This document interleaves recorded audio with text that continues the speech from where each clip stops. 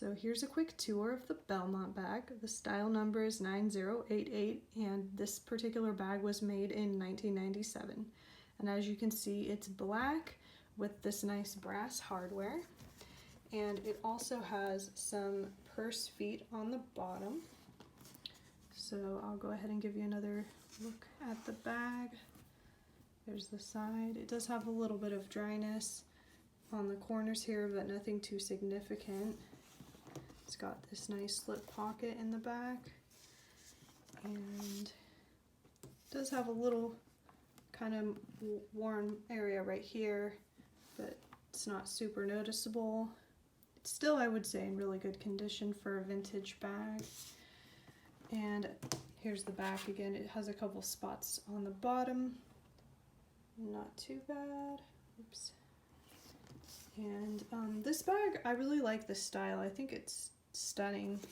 As you can see, it's got the shorter straps, so you would probably wear it kind of like this on your forearm, I'm guessing.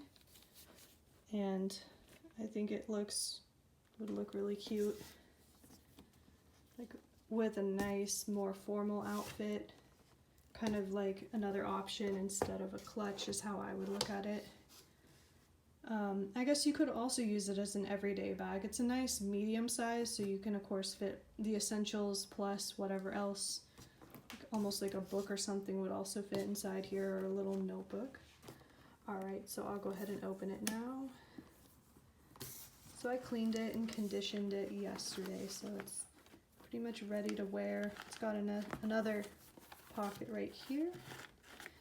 And then I'll take this paper out so you can see the inside. Okay, so here's the inside.